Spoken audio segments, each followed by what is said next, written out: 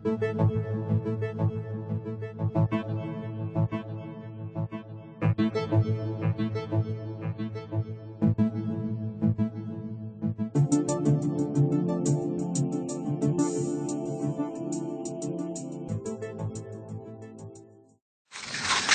is money in the world?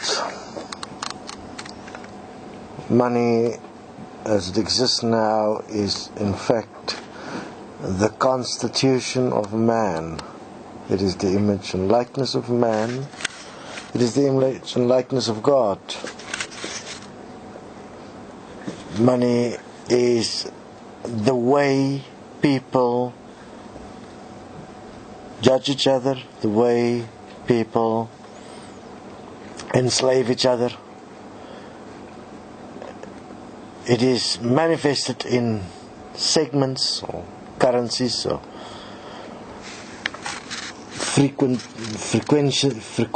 frequencies, so to speak, of various different currencies with different values compared to each other. It is the complete manifestation of how the mind functions, of how heaven functioned. And it establishes the now. It is the energy within which the present moment of the human functions.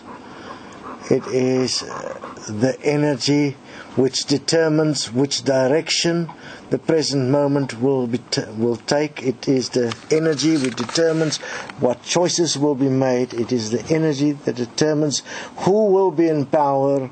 It is the energy that determines who will live and die. It is, for all practical purposes, the God of man.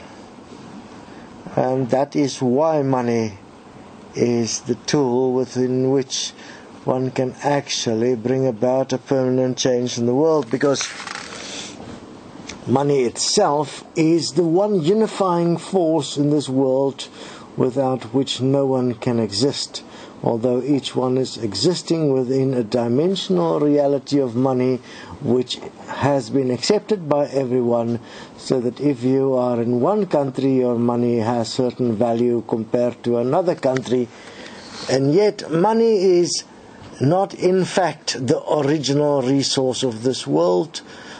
Money is what has been agreed to be the unifying resource, which is something within which one can quantify labor and resource and product and produce in an acceptable universal language, which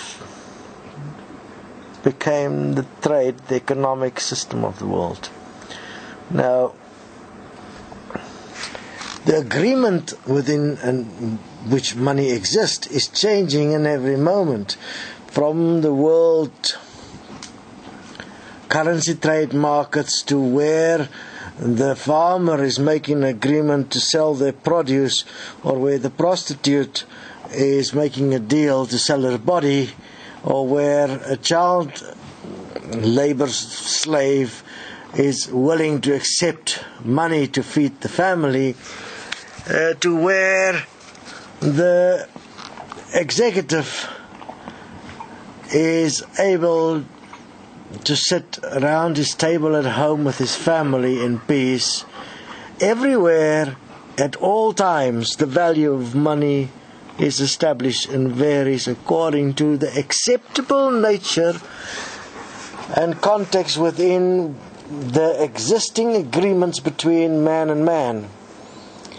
And within that construct, what plays the biggest roles now in the world is the corporation. The corporation being that which has unified resources into a production line, supply line that is sufficient to supply all people in the world. And obviously it was motivated by an interesting thing: money.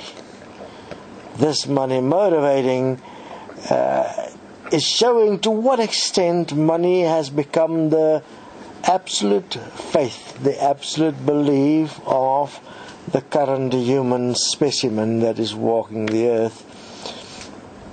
And this has culminated in levels of atrocity that is incredible, because it is allowed purely because money wills it, for no other reason.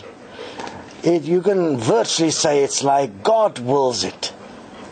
And man has made money the scapegoat of man's evil, and call money the root of all evil, when it is actually man that is the root of all evil.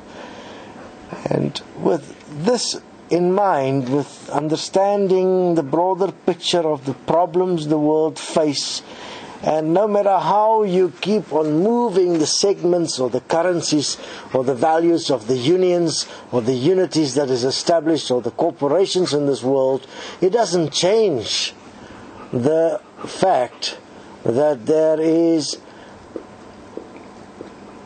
a problem in the world of a magnitude as there has never been before. And within this context, a new foundation is required, a new understanding, something that will inevitably come and will be managed by money through revolution, that will rather use evolution to bring about a change within the social fabric that allows and recognizes life as the basis of the living on earth, and not money as the basis of living on earth. So, within the context of equal money for dummies, one must understand that the simplicity of the solution is astounding. Yet, those with money will try and rebuke it and protest, claiming that the only thing that makes men move is motivation through profit and money. That would be like saying that the only thing that moves men is greed, because that's what it implies. Yet, if you have a look at it, what moves men has been survival. The inherent goodness of man, the goodwill of men, has never really been tested in this world, because that opportunity has never arisen where all men were equal, where each man was the neighbor, was his neighbor's best friend. Each man loved his neighbor as equal, where each were giving to another as they would like to receive. The whole principle that forms the foundation of some of the greatest religions on earth has never been put into practical application.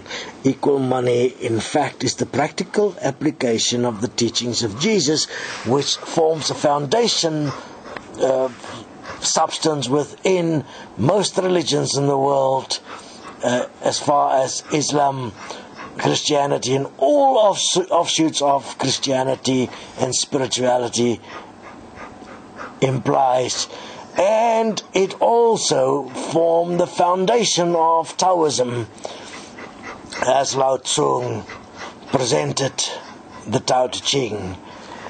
So, in terms of spiritual virtue, equal money walks hand in hand with the greatest and the most prolific that has ever walked the earth, and is therefore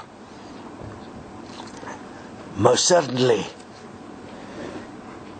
the answer that is using a physical object to unify a world that is lost in its fear of each other, bringing about the obvious solution that will bring peace and freedom and love, which is love thy neighbor as thyself, and the obvious way to bring about a world of dignity where life can be glorified, which is give to another what you like to receive. I mean, to base laws, which is achieved in one way, one swoop, with equal money. Within this, understand obviously that we do not say that what has been before was without meaning, because the whole way that mankind developed up to now has made it possible that equal money can exist. We now have the technology within which we can actually establish such a system. Obviously, there is a lot of moral issues around the technology and the way it's been constructed that must be addressed. Moral issues in terms of the making of equipment in ways that it is not trustworthy and effective, because it was made within a money system that was forever at a loss and needed to create new money the whole time, and therefore everything had to break so that you could make more money. So it was like a polarity system that was from break to make the whole time, and therefore no one could ever stop and actually appreciate life, because you had to make more money, otherwise you run out of money. There's not enough. You can't pay the people, you can't support the business, you can't support the family. It's a massive problem, a monster created through the deliberate incorporation of premeditated redundancy within equipment in the world. Obviously, these concepts will be redefined to be trustworthy within an equal money system.